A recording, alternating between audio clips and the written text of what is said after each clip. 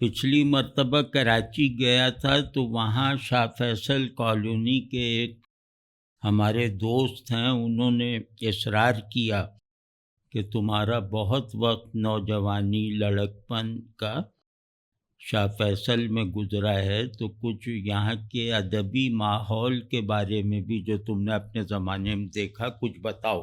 آج انہی کی فرمائش پوری کر رہا ہوں، اور آج کا جیسے آج تذکرہ شخصیات ہی کا ہے، لیکن اس کا عنوان جیسے ہم رکھیں گے 1970 سے 1975 تک شاہ فیصل کالونی کا ادبی ماحول، اور اس ضمن میں ہم خاص طور پر ایک حلقے کا تذکرہ کریں گے جہاں مطلب یہ کہ جہاں میری خاصی تربیت ہوئی، اور میرے ساتھ ساتھ بہت سے نوجوان تھے جن کی ادبی اور ذہنی تربیت میں اس حلقے کا بہت بنیادی کردار رہا ہے۔ وہ حلقہ تھا ایوان تمدن۔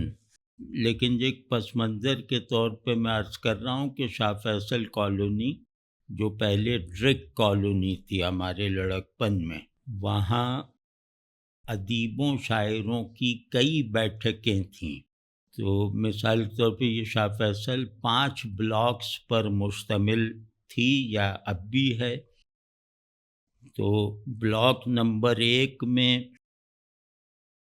سلطانیہ ہوٹل، جس کا میں تذکرہ کر چکا ہوں پیارے میاں کے تذکرے میں، سلطانیہ ہوٹل سب سے بڑی بیٹھک تھی ادیبوں شاعروں کی پورے شاہ فیصل میں۔ پھر یہی بلاک نمبر 1 میں مجلس سماجی کارکنان پاکستان، ان کا جیسے 2-3 گوداموں میں دفتر تھا، اور بہت زیادہ گنجائش والا بہت بڑا دفتر تھا۔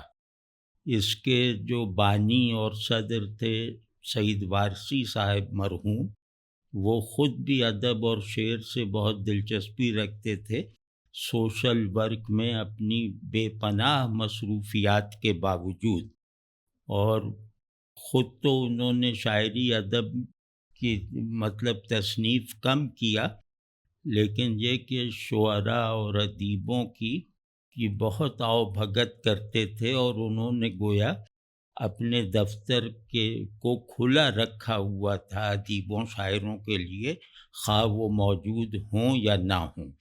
تو اس مجلس سماجی کارکنان میں مشاعرے بہت ہوتے تھے، کیونکہ ایک گودام کو انہوں نے ہال بنا رکھا تھا، تو وہاں 1000 آدمی بھی آ سکتے تھے۔ پھر 3 نمبر میں نذر صاحب کا چائے خانہ تھا، بالکل مین بازار میں۔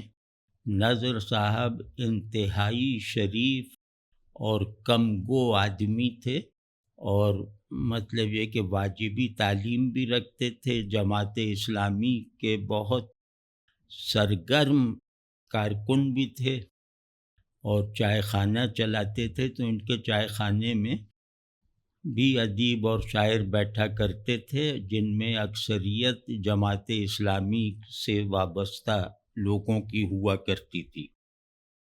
اور یہاں جیسے ایک جماعت کا چھوٹا سا دارالمطالعہ بھی تھا، مطلب جسارت اخبار آتا تھا، ترجمان القرآن آتا تھا، وہ سب مطلب پڑھنے کے لیے ہر ایک کے لیے اویلیبل ہوتا تھا۔ تو اسی طرح 5 نمبر بلاک نمبر 5 میں ہمارے بہت عزیز دوست کرمانی صاحب تھے، جنہوں نے شادی نہیں کی تھی، ان کا گھر اور اس گھر کی ایک وسیع بیٹھک، وہ بیٹھک جو ہے وہ چھٹی کے دنوں میں وہاں ادیبوں اور شاعروں کی جیسے مجالس جمتی تھیں۔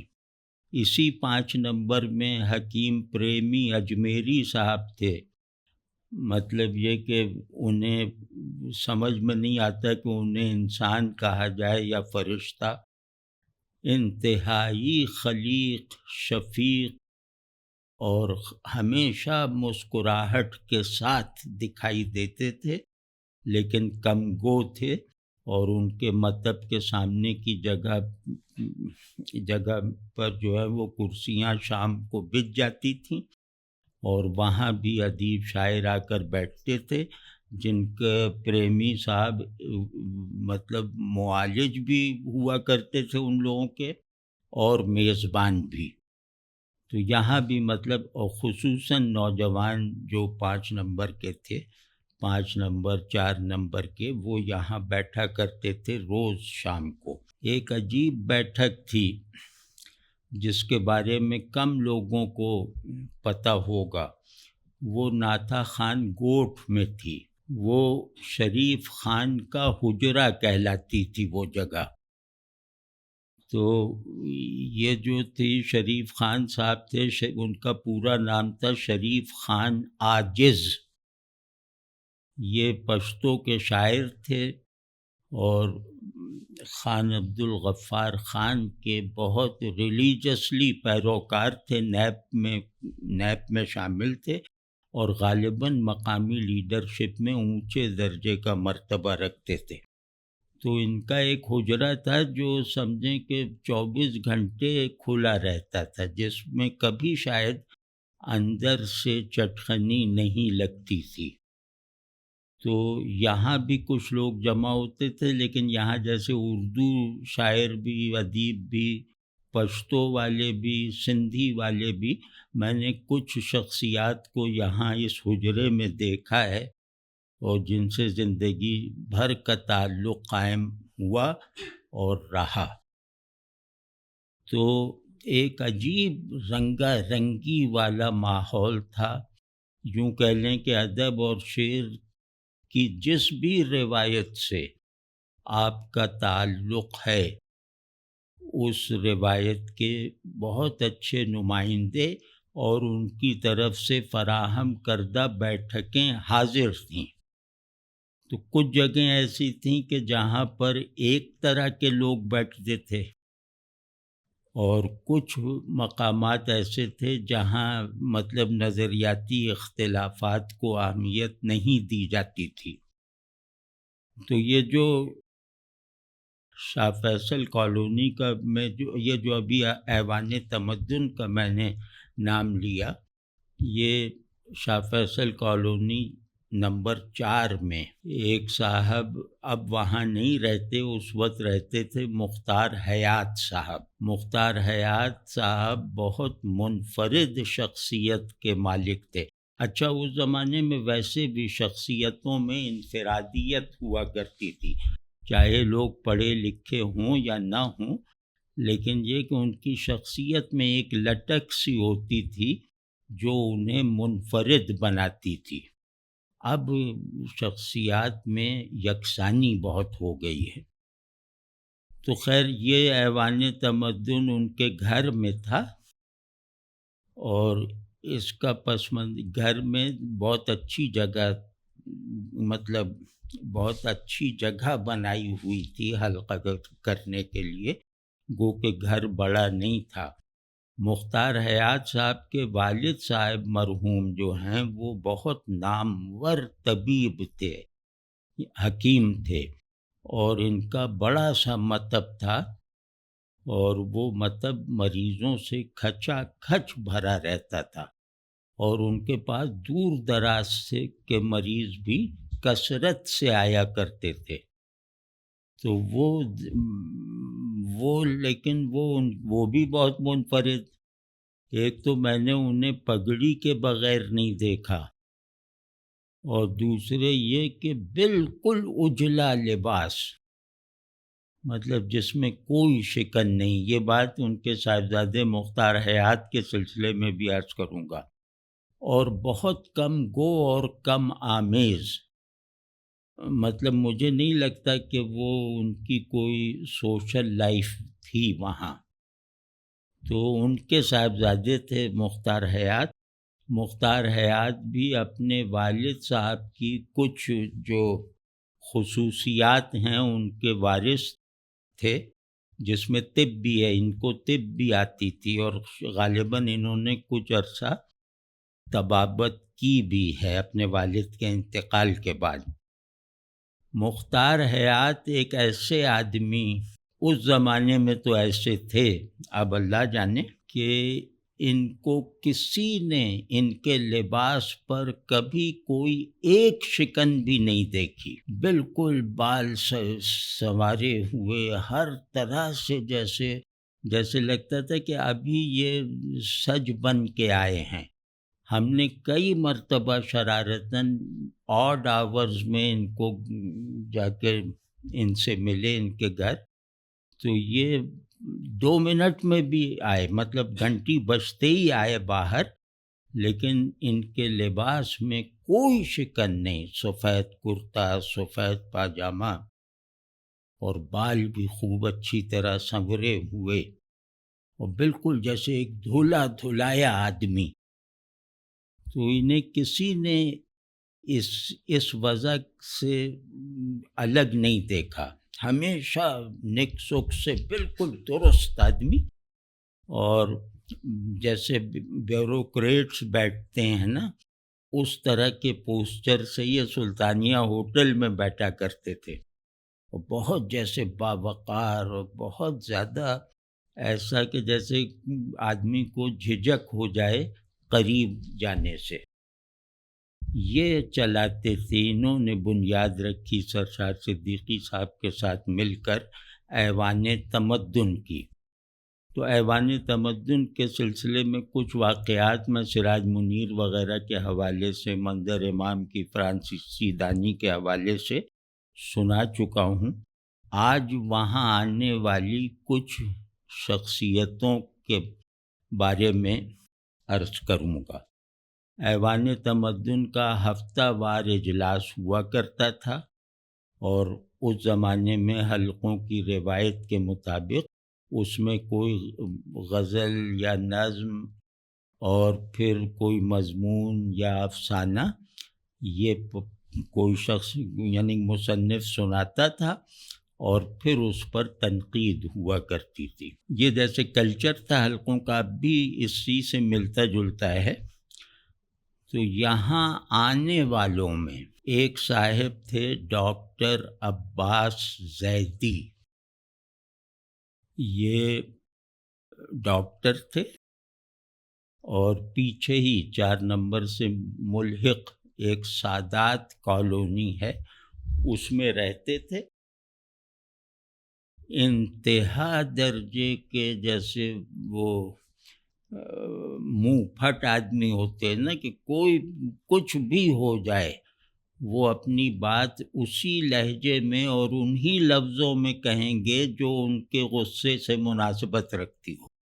یہ ان کا جیسے ایک امتیاز تھا، لیکن اتنے مخلص تھے، اتنے دوست پرور تھے، کہ جو لوگ ان کے قریب تھے وہ مطلب ان باتوں کا برا نہیں مانا کرتے تھے۔ تو ڈاکٹر عباس زیدی اور ان کے ایک چھوٹے بھائی تھے، وہ زیدی کہلاتے تھے، ان کا نام مجھے یاد نہیں رہا۔ وہ تو نیپ کے، یعنی کہ اس زمانے میں ANP نیپ تھی، NAP، عبدالولی خان صاحب کی۔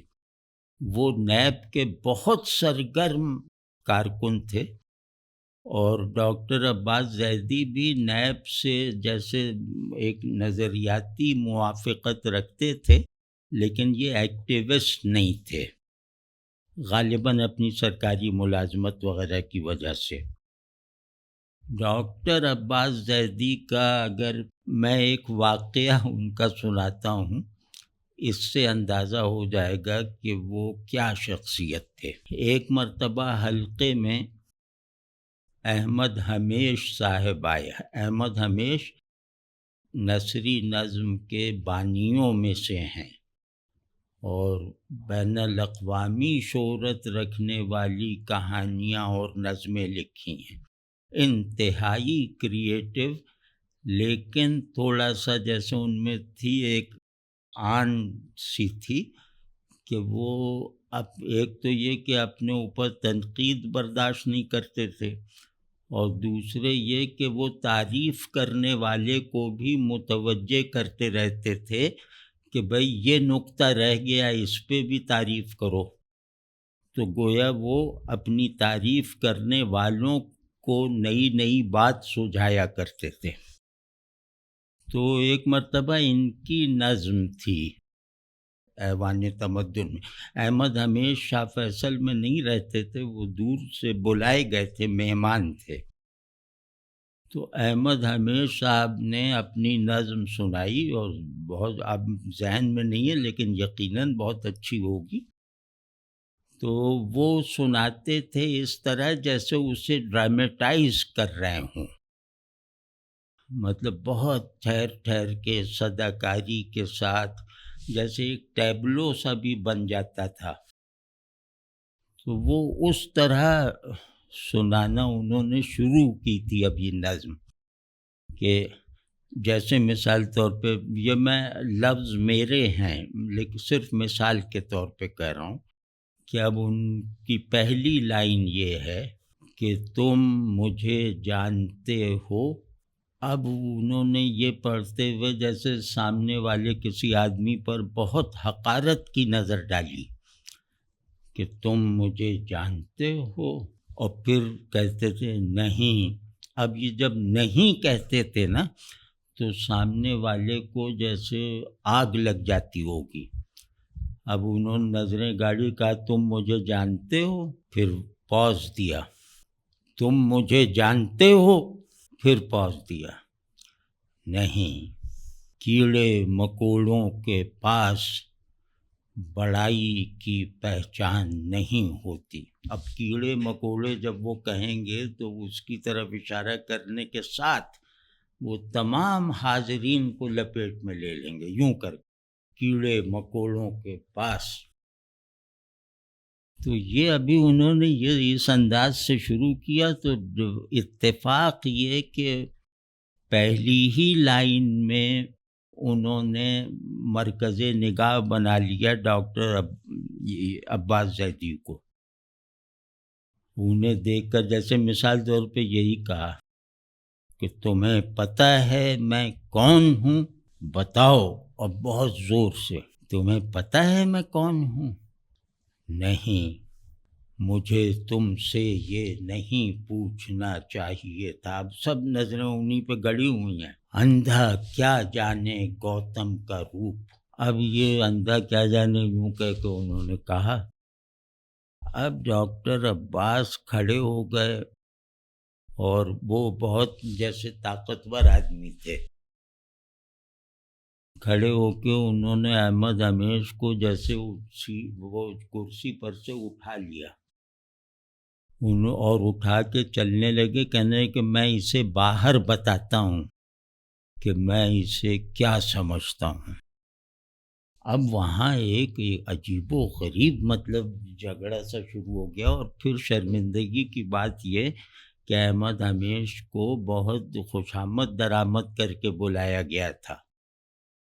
تو اب وہاں وہ کھڑے ہیں، ادھر سے جو ہے وہ منظر امام جو ہیں وہ بیچ میں آ گئے کہ ارے ڈاکٹر صاحب کیا کر رہے ہیں، کیا کر رہے ہیں؟ تو کہنے آج مکھی کو ذبح کروں گا۔ اب یہ ان کا فقرہ ہے، مطلب یہ واقعی ان کا فقرہ ہے کہ آج مکھی کو ذبح کروں گا۔ اب منظر امام اتنے اب رکھ دیا انہوں نے احمد ہمیش صاحب کو، جیسے رکھ دیا، تو وہ کہنے ہیں کہ مکھی کو ذبح کرنا جائز ہے۔ اب اس پہ ان کا دھیان بٹ گیا ڈاکٹر عباس کا۔ جلدی سے مختار حیات صاحب نے احمد ہمیش کو بٹھا دیا کرسی پہ، اور وہ کر کے اب اس پہ بحث چھڑ گئی کہ تم جائز ناجائز کا فیصلہ کرنے والے کون ہوتے ہو؟ اب وہ منظر امام پہ چڑھ دوڑے، فقہ ہم نے پڑھی ہے یا تم نے پڑھی ہے؟ اب منظر امام ظاہر ہے انہیں جانتے تھے، وہ بہت قریبی تعلق تھا، تو کہنے ڈاکٹر صاحب آپ نے فقہ ہی تو نہیں پڑھی۔ اب اس پہ وہ باقاعدہ طیش میں آ گئے، لیکن یہ کہ منظر امام کو اٹھایا نہیں، اور طیش میں آ گئے، کہنے لگے میں پوری شریعت لکھ سکتا ہوں، تم کہہ رہے ہو فقہ نہیں پڑھی؟ اپنے سے چھوٹے لوگوں کی کتابیں پڑھنا وقت ضائع کرنا ہے، میں شریعت دوبارہ لکھ سکتا ہوں۔ اب یہ شروع ہوا تو وہاں کوئی اسلامی وہ جماعت اسلامی کے کچھ ایک دو تھے، ان کا ڈاکٹر عباس صاحب یہ آپ کیا کر رہے ہیں، اور یہ سب یہاں تک نہ پہنچیے. اب ان کی طرف چڑھ دوڑے، کہاں تک نہ پہنچیے، آپ کا یہاں اتنا سا ہے، ہم عرش تک پہنچیں گے، روک کے دکھاؤ. تو مطلب یہ کہ اس طرح کا ان کا مزاج تھا، اور اس مزاج کا مظاہرہ ایوان تمدن کے تقریباً ہر اجلاس میں ہوا کرتا تھا، کم و بیش. تو ان کو کسی نے کہہ دیا کہ جناب وہ ایک نئی تھیوری آئی ہے. اب وہ تھیوری پتہ نہیں کس علم کی تھی، فلسفے میں کس برانچ کی تھی. کسی نے کہہ دیا وہیں حلقے میں کہ ڈاکٹر صاحب آپ اس تھیوری سے ابھی واقف نہیں ہیں. اب ڈاکٹر صاحب کو کیا پتہ، وہ مطلب وہ برداشت کر ہی نہیں سکتے تھے. انہوں نے کہا کس تھیوری سے؟ انہوں نے کہا اس تھیوری سے. کہنے کہ آج سے 30 برس پہلے اس تھیوری کو میں ٹھکانے لگا چکا ہوں جو آج تم مجھے سنا رہے ہو. ابھی انہوں نے مطلب وہ تھیوری بس 2-3 فقروں ہی میں سنی تھی. ان کا اس کا میں تیا پانچا کر چکا ہوں، تم آج سنا رہے ہو. اب وہ لاکھ کہے کہ سرکار یہ پچھلے سال آئی ہے. ان کا پچھلے سال اس کو لایا گیا ہے، یہ آئی تھی اس وقت جب ہم نے اس کو کی چیر پھاڑ کر دی تو چھپا لی گئی، اب لائی گئی ہے. اب مطلب لوگ اب یہاں پہنچ کے جیسے ہنسنے لگے. تو ہنسنے والوں پہ بھی یہ کہ ہمیں رلانا آتا ہے، رلائیں، اس طرح کی بات. تو یہ ڈاکٹر عباس صاحب، ان کا میں ایک مطلب سنجیدہ نوعیت کا واقعہ سناتا ہوں، تو آپ کے دلوں سے بھی ان کے لیے دعائے مغفرت انشاءاللہ ضرور نکلے گی. ان کے مطلب یہ ذرا اپر مڈل کلاس کے تھے. تو ان کے پاس ایک آدمی آیا اور اس نے آ کر ان سے کہا کہ مجھ سے بہت بڑا جرم ہو گیا ہے. تو انہوں نے پوچھا کہ کیا ہوا، اور وہ بالکل ان کے لیے ناواقف اجنبی. تو اس نے کہا کہ میں نے فلاں آدمی سے اتنا پیسہ لیا، اور نہیں پیسہ لیا نہیں، اس کا پیسہ چرایا اور بھاگ گیا، اور وہ بالکل کوڑی کوڑی کو محتاج ہو گیا وہ آدمی. تو اب مجھے شرم آ گئی ہے، اور لیکن یہ کہ وہ پیسہ مجھ سے غارت ہو گیا. پیسہ کیا، وہ مطلب 10,000 12,000. تو وہ 10-12 ہزار روپے جو ہیں وہ ٹھکانے لگ گئے. لیکن اب میرا ضمیر جاگا ہے، تو اب میں یہ چاہتا ہوں کہ ان صاحب سے آپ مجھے معافی دلوا دیں. وہ صاحب ان کے جاننے والے تھے، جاننے والے کیا، غالباً چچا زاد ماموں زاد بھائی تھے. تو انہوں نے کہا ارے چلو کوئی بات نہیں، وہ اپنی غلطی کا احساس تو ہوا، اسے تسلی دینے لگے. تو کہنے لگے میرے اوپر سے بوجھ نہیں ہٹے گا، خدا کے لیے آپ مجھے معاف کروا دیں. کہنے اچھا تم ایسا کرو کہ کل آنا، اور کل پرسوں آنا، اور اس کو کچھ پیسہ بھی دیا کہ تم لے جاؤ یہ، اور کل پرسوں آنا تو کریں گے کچھ. ڈاکٹر عباس صاحب نے اپنے وہ جو دفتر کے پروویڈنٹ فنڈ وغیرہ ہے اس میں سے وہ رقم نکلوائی، اتنی رقم 10-12 ہزار، اور مطلب لے آئے اس کے آنے سے پہلے. تو وہ آیا مثال طور پہ اس دن یا اگلے دن، تو ان کے پاس پیسے تھے وہ. تو انہوں نے کہا دیکھو میں اسے جانتا ہوں، وہ معاف نہیں کرے گا، ڈر یہ ہے کہ تمہیں پکڑوا نہ دے، اسے ابھی معلوم نہیں ہے کہ تم نے یہ حرکت کی ہے.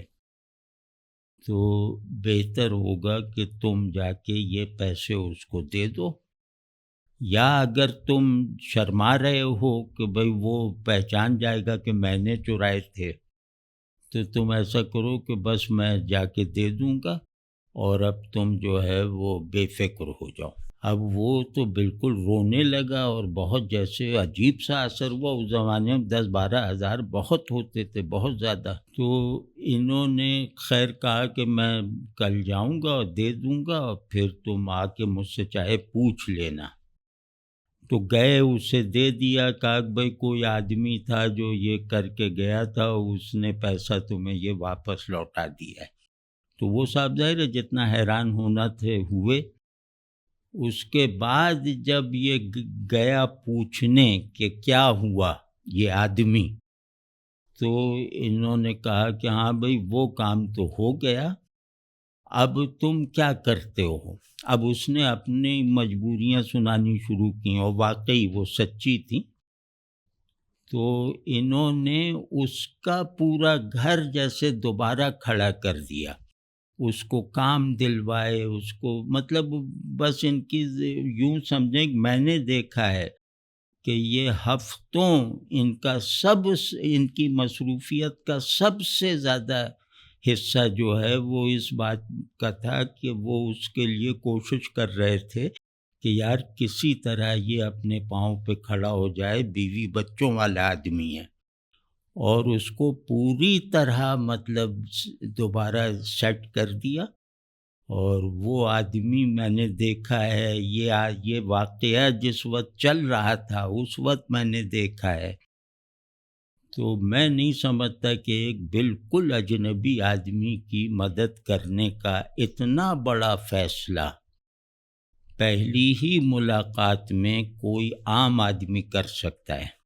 اور پھر یہ کہ اس کو جب سیٹ کر دیا تو اس کو پھر منع کیا کہ یار یہ بار بار آ کے میرے آگے نہ کھڑا، وہی والا اپنا تیش دکھا دیا۔ تو وہ تیش اس لیے دکھایا کہ وہ ان سے مل کے بار بار جیسے وہ ایک مریدوں جیسا پوسچر اور الفاظ نہ استعمال کرے۔ تو شکریہ سننے سے اتنا گھبراتے بھی تھے بلکہ غصے ہو جاتے تھے، یہ ہم نے کئی مرتبہ دیکھا۔ تو یہ آدمی وہ تھا جس نے کبھی ادب نہیں لکھا، جس نے کوئی چیز ادبی نہیں لکھی، لیکن اس زمانے میں موجود بیشتر ادیبوں سے زیادہ ادب پڑھا، بیشتر شاعروں سے زیادہ شاعری کو اچھا برا بنانے والے جو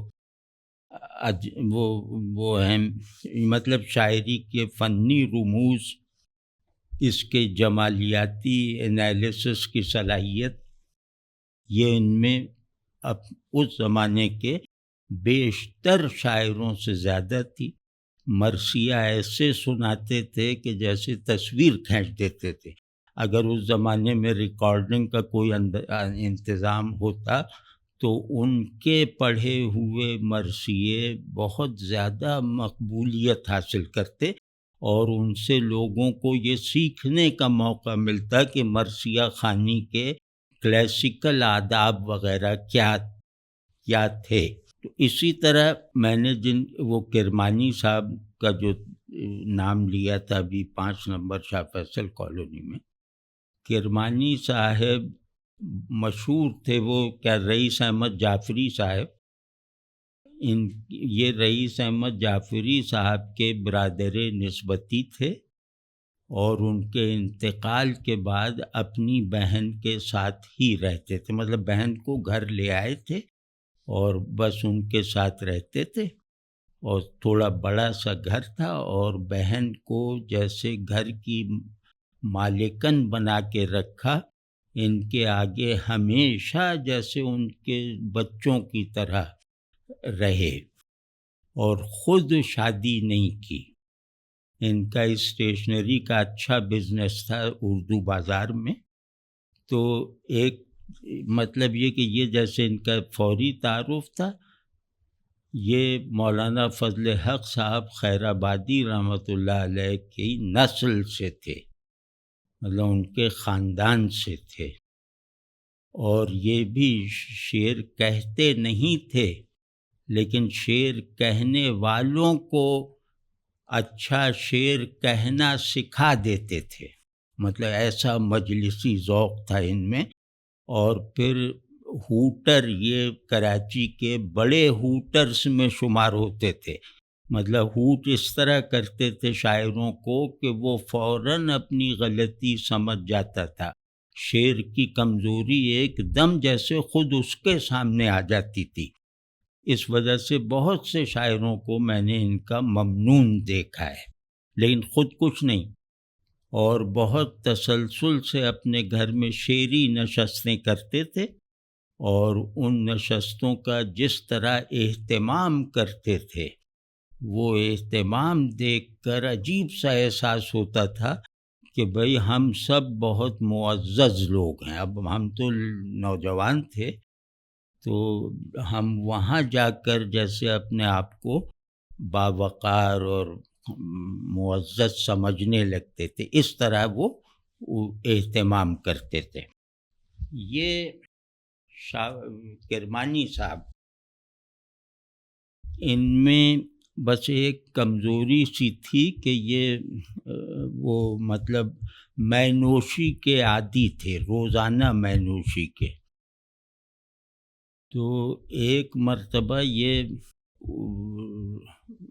جیسے راستے میں تھے، مطلب نشے میں تھے، اور اپنے گھر کی طرف پیدل آ رہے تھے لڑکھڑاتے ہوئے. تو رات گئے کا وقت تھا. تو وہاں انہوں نے گزرتے ہوئے کسی گھر سے جیسے کراہنے کی آواز سنی. تو یہ گھبرا گئے، اس مطلب کھلوایا دروازہ ان کا، یا مطلب وہ کیا اور پوچھا کہ بھئی کون کراہ رہا ہے. تو کہنے لگے کہ ہماری اماں ہیں، وہ انہیں درد ہو رہا ہے گردے میں. تو کہنے تو لے کیوں نہیں جا رہے ڈاکٹر کے ہسپتال وغیرہ. تو وہ شرما کے جیسے سر جھکا لیا، یہ سمجھ گئے. اور یہ اس حالت میں ابھی گھر نہیں پہنچے، گھر کے راستے میں ہیں، اور ٹیکسی کروائی اور یہ کیا وہ کیا. اور اس کے بعد اس کو وہ ایک کیا نام تھا وہاں پہ ایک ہاسپٹل تھا، شوکت عمر ہاسپٹل یا اس طرح، وہاں لے گئے، وہاں ایڈمٹ کروایا، وہاں کے جو پیشگی اخراجات ہیں وہ دیے، اور پھر صبح کو گھر واپس آئے. اور صرف اتنا نہیں کیا بلکہ اس عورت کی اس کے مرنے تک خبر گیری کی، اور اس کے علاج معالجے کی تمام ذمہ داریاں اٹھائے رکھیں. اور ان کے گھر میں جو خرچ وغیرہ کی تنگی تھی اس میں بھی مطلب ان کے لیے آسانیاں پیدا کیں. اور بالکل اس طرح سے جیسے کہ یہ تو کرنا ہی ہے، مطلب نہ کسی سے کوئی ذکر، نہ کوئی بوجھ محسوس ہونے، کسی بوجھ کا احساس، بالکل اس طرح کے جیسے آدمی بہت ہی روٹین کے کام کرتا ہے،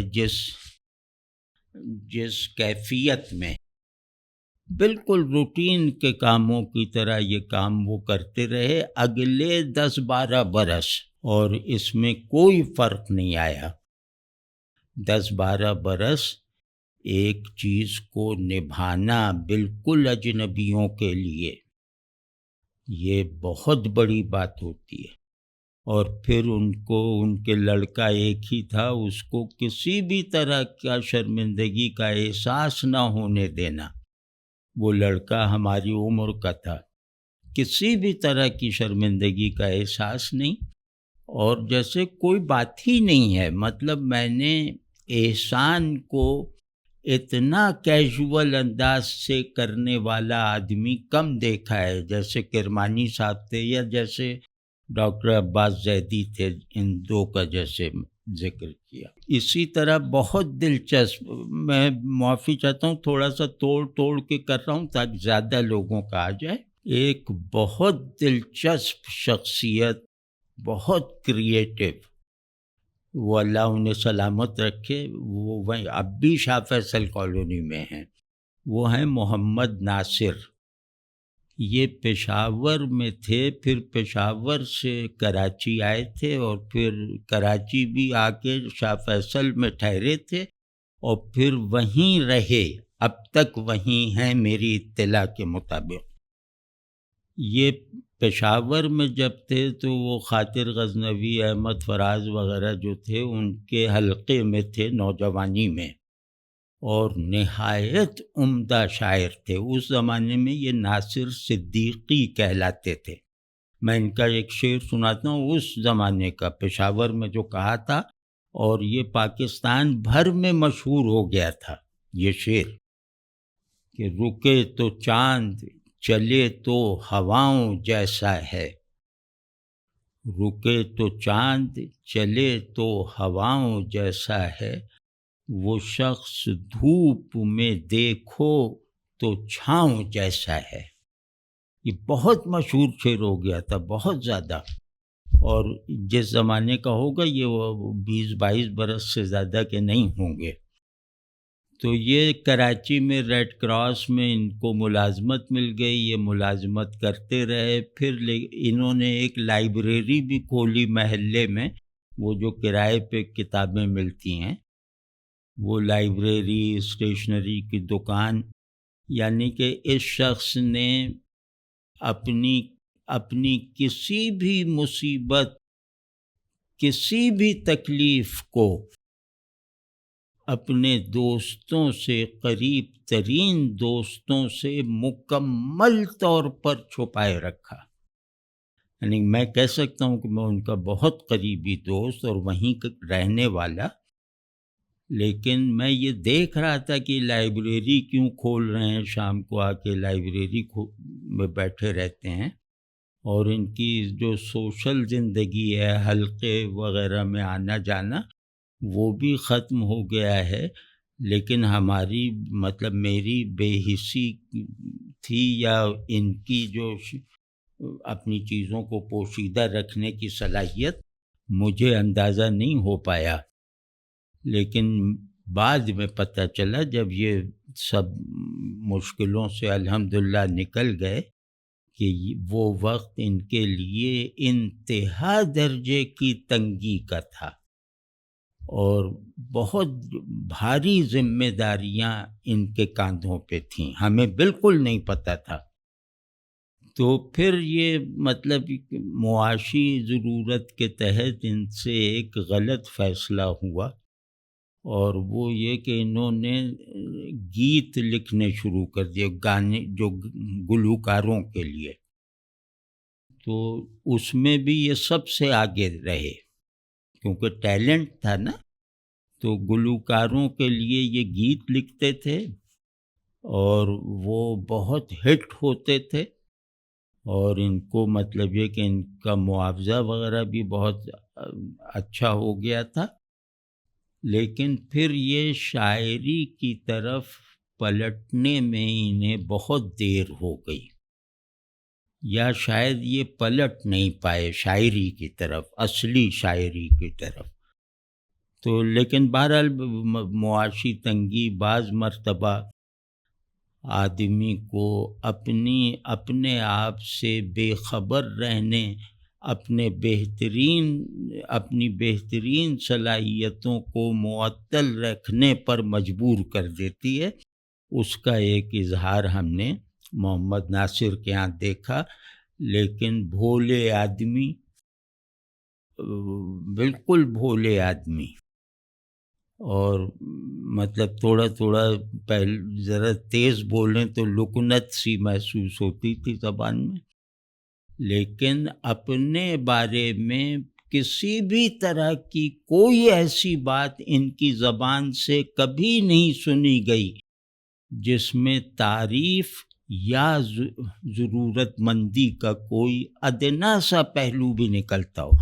یا یہ بہت بڑی بات ہے، اور خاص طور پہ نوجوانی میں، کہ آدمی اپنی تعریف سے بے نیاز ہو، اور یہ کہ اپنی تنگی اور اپنی مشکلات کو چھپائے رکھنے میں کسی بہت بڑے، جیسے بڑی شخصیت کی طرح پوری طرح کامیاب ہو۔ تو یہ محمد ناصر ہیں، اللہ انہیں خوش رکھے، اللہ صحت مند رکھے۔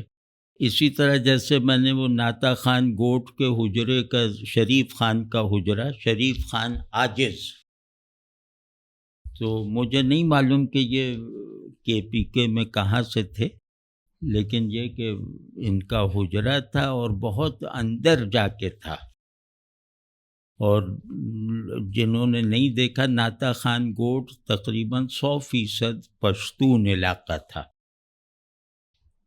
یا اب بھی ہو، تو ان کے یہاں بیٹھکیں ہوتی تھیں وہ ترقی پسندوں والی، وہ انقلابی شاعر اور یہ لائیں گے اور مارکس کا تذکرہ، اور کیا ہے وہ ایشیا سرخ ہے، یہ بینر لگا ہوا تھا وہاں، تو نیب کے تھے، ظاہر ہے بہت پرجوش، لیکن میں نے شریف خان کے برابر مارکسزم سمجھنے والا اپنے ہم عمروں میں یا اپنے دوستوں میں، اپنے مارکسسٹ دوستوں میں کوئی نہیں دیکھا۔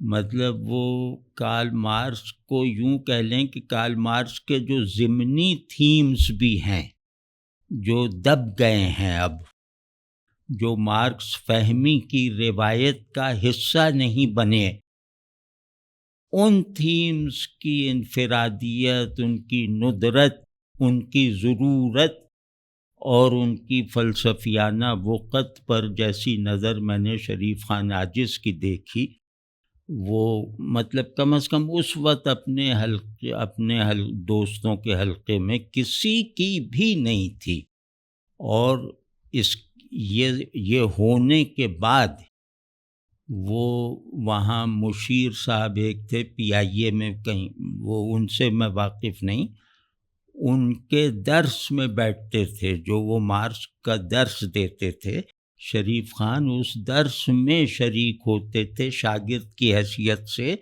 غالباً مشیر صاحب سے زیادہ مارکس کو سمجھنے کے باوجود، تو وہ واقعی تخلص تھا ان کا جو عاجز، تو وہ عاجز تھے، اور عاجزی کے ساتھ ساتھ ان میں ایک عجیب طرح کی وزاداری تھی، وہ جیسے مہمان نوازی وغیرہ، یہ تو پشتون روایت ہے، نفسیات اور کلچر میں جیسے اندر تک سرایت کیے ہوئے ہے، وہ تو سمجھیں کہ عام بات ہے۔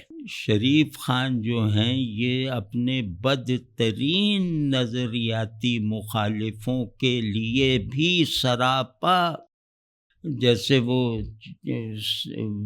جیسے بالکل سر جھکائے رہتے تھے، سراپا قبولیت تھے بدترین نظریاتی مخالفوں کے لیے بھی، اور اس شخص نے ایک ایسا کام کیا کہ مطلب حیرت ہوتی ہے کہ بعد میں یہ وہ زمانہ ہے جو 85 کے بعد کا ہے، میرے علم میں آیا، ان کے یہاں کچھ لوگ جو اردو بولنے والے تھے، اس زمانے کے ماحول ایسا بن گیا تھا، ایسی نحوست پھیل گئی تھی، تو اردو بولنے والے کچھ لڑکوں کو وہ ایک خاص تنظیم تھی، وہ اٹھا کے لے آئی ناتا خان گوٹ میں، اور وہ 8-10 لڑکے تھے، اور گمان یہی ہے کہ انہیں مارنا تھا، پہلے ٹارچر کر کے مارنا تھا، جیسا روایت تھی اس وقت کراچی کی۔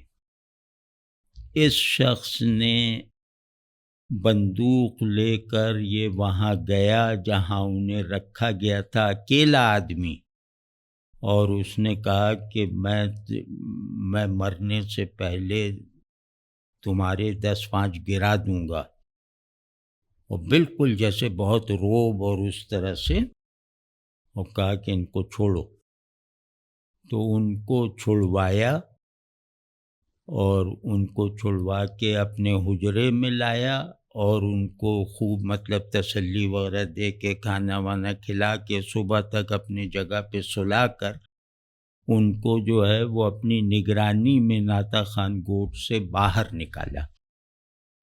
یہ آپ لوگوں کو اندازہ نہیں ہے یہ کرنے کے لیے جس طرح کی انسانیت اور وسیع و ظرفی چاہیے تھی، وہ بڑے بڑے صاحبان کرامات کے لیے مشکل ہے۔ مطلب وہ حالات کا تصور کر کے اگر دیکھیں تو اس شخص نے اپنی جان خطرے میں ڈالی تھی، یعنی لٹرلی اپنی جان خطرے میں ڈالی، لیکن اکیلا گیا اور ان کو لے کر آ گیا۔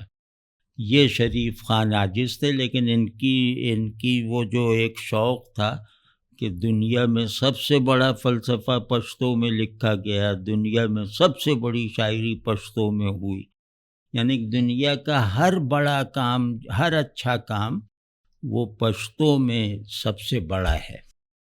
تو وہ اتنے اب وہ کوئی عام آدمی نہیں تھے، وہ بہت فلسفہ وغیرہ جاننے والے آدمی تھے، لیکن یہ باتیں جب وہ کرتے تھے تو میں ان کا چہرہ دیکھتا رہتا تھا، جو بالکل جیسے معصوم بچوں کی طرح چمکتا اور دمکتا تھا یہ باتیں کرتے ہوئے، اور مطلب بالکل مختلف ہو جاتے تو وہ اپنی تجزیہ اور یہ اور وہ ان سب کو ایک کنارے پہ رکھ کے اپنی زبان سے محبت کا جیسے ایک پرجوش طفلانہ مظہر بن جاتے تھے۔ اسی طرح اس حلقے میں اللہ کرے یہ لڑکا ہو، اب مطلب اس وقت جو لڑکا تھا، اللہ کرے یہ جہاں بھی ہو خوش ہو، یہ تھا اس حلقے میں مسلسل آنے والوں میں اور شریف خان کے جیسے چہیتے شاگردوں میں۔ کاشف سومرو یہ سندھی تھا، سندھی اسپیکنگ تھا۔ اس زمانے میں ایک بہت بڑے آدمی، مشہور آدمی تھے پیپلز پارٹی کے، سینیٹر وغیرہ ایم این اے شاید رہے، ان کے بھائی گورنر بھی رہے سندھ کے، وہ احمد علی سمرو صاحب، یہ ان کا بھتیجا یا بھانجا تھا۔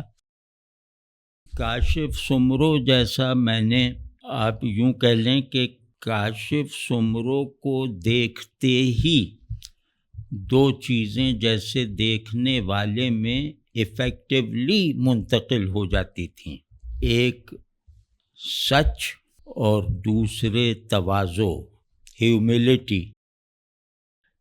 اس لڑکے کو جب بھی میں نے دیکھا، اور اس ماحول میں جہاں لڑائی، بحث مباحثے اور جھگڑے اور پرجوش رہنا جیسے ایک ضرورت تھی، اس میں نے اس لڑکے کو، وہ میرا ہم عمری تھا، اس لڑکے کو جس طرح مسکراتے، جس طرح جیسے اللہ کی رحمت سے چھلکتی ہوئی آنکھوں سے دیکھتے ہوئے دیکھا ہے لوگوں کو، وہ میں کبھی نہیں بھول سکتا۔ اور وہ جب بھی یاد آتا ہے تو اپنی کوئی کمی، اپنی کوئی کمزوری جو ہے وہ دور ہوتی ہوئی محسوس ہوتی۔ آج بھی اس کا چہرہ جو ہے وہ دل پر لگے ہوئے زنگ کو اتارتا ہے میرے لیے۔ تو اللہ کرے کہ یہ جہاں بھی ہو خوش ہو، کامیاب ہو، اور اچھائیاں ظاہر ہے پھیلا رہا ہوگا۔ وہ خاموش بھی رہتا تھا تو اچھائیاں پھیلتی تھیں۔ وہ لوگوں کو اچھا بنانے والی ایک خودکار سی مشین تھا۔ تو اللہ جہاں بھی ہو اس کو اچھا رکھے۔ آج اتنا کر لیا ہے، اور باقی وہ جو مختلف شخصیات پہ میں نے کر رکھا ہے، استاد عارف رئیسی صاحب پہ، وقار صدیقی صاحب، تو اگر ان میں کوئی شخصیت رہ گئی تو اللہ چاہے تو بعد میں کروں گا، لیکن یہ جن شخصیتوں کا تذکرہ کیا ہے وہ سننے والے کے لیے اور کچھ نہیں تو مطلب نفسیاتی تاثیر رکھنے والی شخصیات ضرور ثابت ہوں گی۔ تو اللہ جو گزر گیا ہے اس کی قبر کو ٹھنڈا اور روشن رکھے، جو زندہ ہے اسے صحت و عافیت اور خوشحالی کے ساتھ خوب اچھا رکھے، خوب مصروف اور برسر عمل رکھے۔